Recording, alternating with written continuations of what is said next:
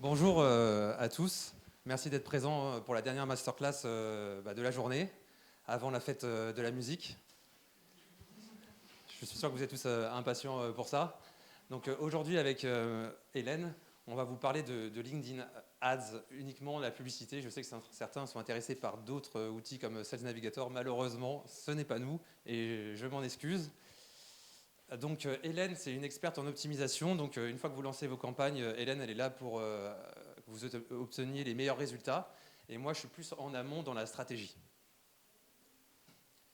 Donc on vous promet aujourd'hui en 30 minutes vraiment que du concret. Il n'y a que 2 slides qui sont un peu boring, comme on dit en anglais. Et après, avec Hélène, on va vous donner le plus de conseils possible que vous pouvez appliquer dès à présent. Donc LinkedIn, aujourd'hui, on est à 24 millions de membres.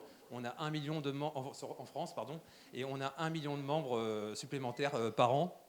Donc c'est pas mal, c'est un réseau professionnel qui vous permet de communiquer avec 24 millions de personnes, que vous soyez une entreprise B2B, comme vous l'êtes tous, mais si un jour vous changez de carrière, le B2C, ça marche aussi très bien sur LinkedIn, comme l'automobile, toutes les écoles, le luxe, la banque et l'assurance.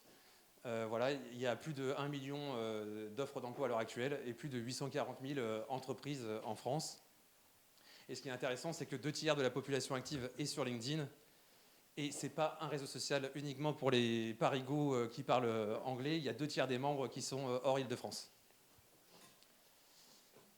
Donc voilà, ça c'est la seule slide un peu théorique que je vais vous montrer. Donc LinkedIn, c'est le seul réseau social qui vous permet de faire une stratégie 360. Qu'est-ce que ça veut dire une stratégie 360 ? Ça veut dire que vous pouvez faire de la marque employeur, de la marque entreprise. Enfin, d'abord, la marque entreprise, donc vraiment des sujets corporate, communication, RSE, etc. Marque employeur, du recrutement, et parler de vos produits et services. Avec Hélène, on a remarqué que les entreprises qui diffusaient les 3 messages à la fois avaient des meilleurs résultats. Je sais que vous travaillez en entreprise, c'est un peu difficile de parler aux autres entités, que vous travaillez parfois en silo, mais si vous arrivez à parler un peu avec les RH et les communications, etc., la probabilité que vous, en marketing, vous ayez des meilleurs résultats est très élevée. Donc, dans un premier temps, on va parler de comment définir son écosystème, donc comment connaître ses buyer persona. Vous pouvez installer un tag LinkedIn, vous connaissez tous Google Tag. La différence avec Google Tag, c'est que vous allez pouvoir avoir des informations démographiques sur vos visiteurs de sites. Et ce qui est très important, c'est que peu importe la provenance de ces personnes, même si elles ne vous ont jamais vu sur LinkedIn, si elles viennent de Facebook ou Google, on va pouvoir les retracer.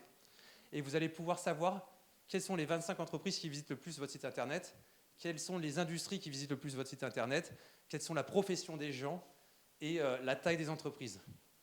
Donc c'est important donc, pour le retargeting, mais c'est aussi important pour que vous puissiez construire votre buyer persona. Est-ce que votre blog attire les bonnes personnes ou pas ? Ça prend vraiment 5 minutes à installer, c'est totalement gratuit, vous n'êtes pas obligé de faire de la pub, je vous le conseille vivement. Donc une fois que vous avez fait ça, ce qui est intéressant, c'est que vous pouvez faire un benchmark sur vos concurrents. Donc sur LinkedIn, vous pouvez vous pouvez rajouter vos compétiteurs. Ça prend vraiment 2 minutes. Si vous êtes administrateur de la page LinkedIn, vous allez sur le bouton Analytics, compétiteurs, vous pouvez en rajouter jusqu'à 9 et vous allez pouvoir vous comparer. Donc si on vous demande est-ce que la croissance de vos followers, elle est élevée ou elle est basse par rapport à la compétition, vous avez la réponse sur ce tableau. Et il y a un deuxième tableau qui va s'afficher, c'est le nombre de posts. Est-ce que vous postez suffisamment en organique ou pas par rapport à vos compétiteurs ? Et est-ce que l'engagement, il est élevé ou pas sur vos posts ? Donc voilà, sans rien dépenser sur LinkedIn, déjà, il y a quelques astuces. Vous pouvez faire une analyse de marché et connaître vos buyers persona. Après, on peut savoir si vos concurrents font de la publicité sur LinkedIn. Ça peut être intéressant.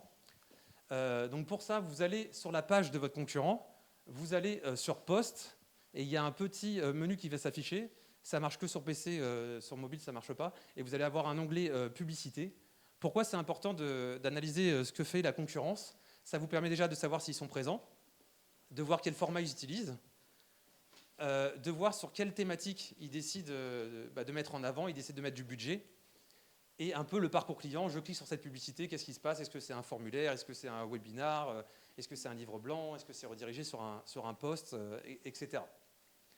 Donc voilà, c'est une petite veille concurrentielle, ça prend 5 minutes de regarder ce que font vos concurrents et c'est assez sympa. Donc voilà, je vais laisser la parole à Hélène pour des conseils organiques et payants. Merci Hugo. Alors donc dans cette partie-là, moi ce que je voulais vous montrer, donc c'est voilà des conseils assez simples à mettre en place pour améliorer les performances de vos campagnes payantes, mais également donc organiques, et vous présenter quelques nouveautés à intégrer éventuellement à votre stratégie digitale. Donc la première, j'en ai parlé beaucoup aujourd'hui, c'est d'utiliser vos employés comme étant les ambassadeurs de votre marque. Donc ça s'appelle l'employee advocacy chez LinkedIn. Donc tout se passe dans l'onglet Mon entreprise. Seuls les employés de votre entreprise ont accès, donc ils le demandent, ils ont un accès grâce à leur email professionnel. Et ça vous permet de leur montrer du contenu à partager. Donc pourquoi c'est important qu'eux fassent des publications en leur nom? C'est qu'on a de bien meilleurs résultats. C'est le texte que vous pouvez voir sur la droite. On a de bien meilleurs résultats lorsqu'on fait des publications en notre nom, puisque nos collègues, nos amis sont plus à même d'aimer, de commenter, etc. Voilà, et genre, petite précision supplémentaire, dans cette partie Mon entreprise, ils peuvent non seulement repartager des publications également sur l'entreprise qui ont été faites par d'autres collègues, ou vous, en tant qu'administrateur de la page, vous pouvez leur partager du contenu intéressant à pousser, des nouveautés sur votre produit, sur votre marque. Donc vraiment quelque chose à mettre en avant pour sortir de la page LinkedIn en elle-même et de vos abonnés et aller cibler d'autres personnes. Deuxième conseil, ne pas oublier les LinkedIn Live et Event qui sont, je le rappelle, totalement organiques et gratuits. Donc, dans un premier temps, vous pouvez venir créer un événement. Donc, c'est ce que vous pouvez voir sur la droite. Donc, pourquoi est-ce que c'est important de faire un événement sur LinkedIn? Vous avez de meilleurs taux d'inscription lorsque les personnes restent dans l'écosystème LinkedIn. Et ils ont toutes les informations. Vous pouvez mettre également le lien vers la présentation, les profils des personnes qui vont intervenir dans votre présentation. Et dans un deuxième temps, vous pouvez, grâce à LinkedIn Live, faire ce fameux webinar. Bien sûr, Live, finalement, c'est un outil comme beaucoup d'autres, comme GoToWebinar, comme Zoom, et j'en oublie certainement plein. Donc, on va pouvoir venir l'intégrer à notre event, mais vous pouvez également utiliser Event pour intégrer d'autres plateformes. Et ce qui est important de noter, c'est que ces personnes n'auront pas à s'inscrire 2 fois. Elles s'inscrivent une seule fois sur LinkedIn Live, et ensuite, elles auront un accès direct à votre présentation, peu importe la plateforme, que vous utilisiez Live ou pas. Sur la partie event, vous pouvez également choisir de faire un lead gen pour récupérer les informations des personnes qui se sont inscrites à votre webinar et éventuellement les cibler pour d'autres campagnes payantes ou simplement avoir augmenté votre base de données. Ensuite, alors, un autre conseil qui finalement est très peu exploité, j'ai l'impression, ce sont les document ads. Ça vous permet de partager des brochures, des documents PDF directement en organique. Et ça peut être très intéressant, donc voilà, justement pour parler de nouvelles offres ou détailler un peu plus sur un document ce que vous pouvez faire, voilà, ce qu'on peut faire avec votre produit notamment. Donc c'est surtout bien pour promouvoir les produits. Donc là, vous avez un exemple sur la droite, comment ça se visualise. Vous avez une flèche et c'est comme un livre. Voilà, on vient tourner les pages et en apprendre plus sur le sujet de votre choix. Alors maintenant, on va passer aux nouveautés pour l'organique. La première, c'est la newsletter. Maintenant, ça fait peut-être un peu plus de 2 mois qu'elle est sortie. Elle vous permet de donner de l'information à vos abonnés, mais pas que, à toutes les personnes qui vont s'inscrire en réalité à cette newsletter, et de communiquer notamment sur votre industrie ou sur votre marque. Donc pour cela, il suffit de cliquer sur le bouton article et vous avez donc alors ça c'est la vue utilisateur, pardon. Alors juste, est-ce que je ne suis pas allée trop vite? Non, donc c'est la slide d'après, pas de souci. Donc ça, c'est la vue utilisateur. Pour voir votre newsletter, il suffit de cliquer sur article. Et donc là, il y aura un lien vers votre newsletter. Là, j'ai utilisé Zoom, qui fait une très bonne newsletter. Et voilà à quoi ça va ressembler. Et chaque personne qui souscrit à cette newsletter, ainsi que vos abonnés, peut recevoir une notification dès que vous en créez une nouvelle. Et donc, Eh bien, écoutez, excusez-moi, je pensais qu'il y avait une autre vue, mais globalement, en 2 mots, ça n'a pas une très grande importance. Vous avez également cette possibilité de cliquer sur « Je crée un article ». Et donc après, vous avez justement, vous pouvez choisir votre image, écrire votre texte et sélectionner qui pourra donc voir cette newsletter. Ok, donc la deuxième nouveauté organique, ce seront les pages produits. En réalité, elles ne sont pas réellement nouvelles. La nouveauté, c'est qu'elles s'ouvrent à d'autres industries chaque mois. Donc, je vous invite vraiment à regarder sur votre page si vous avez justement cette possibilité de les ajouter. Donc, ça permet de promouvoir vos produits de manière un peu plus détaillée. Et ainsi également vous pouvez avoir des avis, donc c'est très, très peu exploité en réalité, mais ça donne beaucoup d'informations à vos clients potentiels. Donc important, je pense, à remplir. Encore une fois, organique, ça n'a pas de prix, donc pas de coût, donc ne passez pas à côté. Et à droite, la vue utilisateur pour justement, voilà, qu'est-ce qu'on voit, ils peuvent en savoir plus, vous pouvez ajouter un lien vers une page sur votre site par exemple, donc ça te permet de donner un maximum d'informations. Alors maintenant, sur la partie payante, on repart sur les conseils. La durée des campagnes, on en parle beaucoup à nos clients. On a beaucoup de clients qui font des campagnes très courtes. Sachez que des campagnes trop courtes, ça vous empêche de faire des optimisations. Vous n'avez pas le temps finalement d'avoir de learning sur la première partie de votre campagne. Donc c'est un petit peu dommage. Il faut vraiment avoir une campagne qui tourne au moins 3 semaines, 1 mois, pour qu'au bout de 10 jours, on ait le temps de se poser et de se dire, bah, tiens, est-ce que je touche la bonne audience? Est-ce que les coûts que j'ai, est-ce que je suis satisfait avec ça ou pas du tout? Voilà, première raison pourquoi c'est important de faire des campagnes un peu longues. Ensuite, c'est la portée. On ne va publier ces annonces qu'aux personnes qui sont connectées. Donc finalement, plus la campagne est réduite et plus vous vous limitez aux personnes qui se sont connectées pendant cette durée et pas pendant le mois, par exemple. Donc voilà, donc la portée sera plus faible. Et de la même manière, bon, ça en découle un peu, c'est la fréquence. On s'aperçoit sur LinkedIn qu'avant de cliquer notamment sur une campagne, sur un lien pour aller pour avoir le site par exemple, la fréquence, il faut qu'elle soit environ de 3. Donc si la personne voit 3 fois votre annonce, elle aura plus de chances de cliquer que si elle la voit qu'une fois. Et étant donné que l'utilisateur il est protégé et ne voit qu'une même annonce maximum qu'une fois toutes les 48 heures, si vous la faites trop courte, la fréquence sera plus faible. Ensuite, dans nos best practices, on conseille d'avoir 4 annonces par campagne. Donc tout d'abord, parce que ça vous permet de faire de l'A/B testing. Donc pour ceux qui ne connaissent pas ce concept, ça vous permet de faire des tests en termes d'image, de texte, et de voir qu'est-ce qui attire le plus votre audience. Est-ce que c'est une image avec mon produit? Est-ce que c'est une image avec des personnes qui travaillent? Est-ce que si je donne un chiffre clé dans mon texte, ou est-ce que si je m'adresse directement à eux en les ciblant par leur intitulé de poste, voilà, d'en savoir un peu plus et après justement de garder ça pour de futures campagnes. Donc là j'en ai parlé, voilà, de la protection des 48 heures. Donc de la même manière, quand vous créez une autre annonce, vous outrepassez un peu cette protection des 48 heures, puisque les 48 heures, ça ne marche que pour une seule et même annonce. Donc grâce à ça, ça vous donne de meilleures chances d'améliorer votre fréquence. Alors, ici, ce sont nos best practices pour les visuels. Première chose, je vais commencer par ça, c'est que 90% des utilisateurs, ils utilisent LinkedIn avec leur mobile. Et c'est quelque chose à ne pas oublier lorsque vous faites des visuels et des images pas trop petits. Essayez de faire des tests. Est-ce que c'est lisible? Est-ce que ça fait sens? Donc ça, je pense que c'est un premier conseil qui est extrêmement important. On se retrouve souvent sur LinkedIn, sur les mobiles, avec des images, avec des textes trop petits.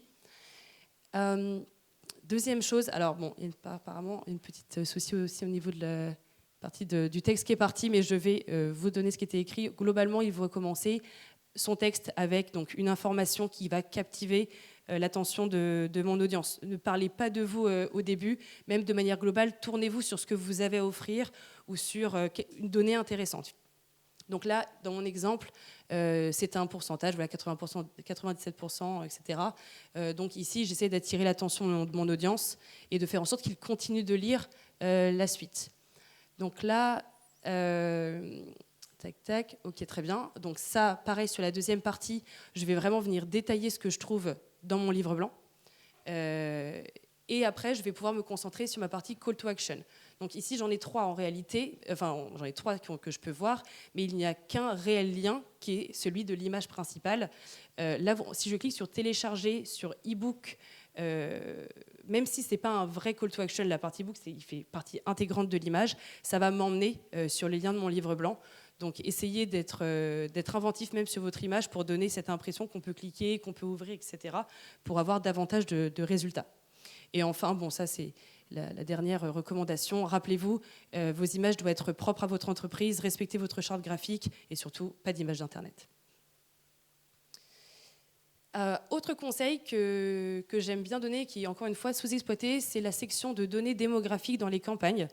Elle vous permet de savoir, parmi l'audience que vous avez sélectionnée, qui sont celles qui sont davantage exposées, qui sont celles qui cliquent le plus.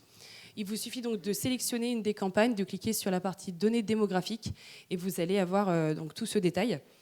Et typiquement, en termes d'optimisation, c'est hyper important de se rendre compte, peut-être qu'on ne s'en rend pas compte quand on crée notre audience, mais on passe à côté de l'audience qui nous intéresse, où on a un exemple typique, c'est les personnes qui vont cibler plusieurs pays en pensant qu'on va avoir à peu près un 50-50, et on s'aperçoit qu'en fait, pas du tout, on est à 90% sur un pays, 10% sur l'autre, et voilà, essayer de réagir en fonction pour réajuster mon audience et optimiser ma campagne. Ici, sur cette slide, on voulait avec Hugo essayer de casser ce mythe que voilà, finalement, on a beaucoup de clients qui font des campagnes de lead gen un peu de but en blanc, sans donner de contexte, qui ne sont pas des entreprises extrêmement connues. Et ce genre de campagne, c'est très compliqué de les faire fonctionner correctement. Donc vraiment, c'est important de venir, de respecter finalement le funnel de conversion et de donner de l'information à mon audience avant de me lancer dans une campagne de conversion, que ce soit conversion sur site ou lead gen form.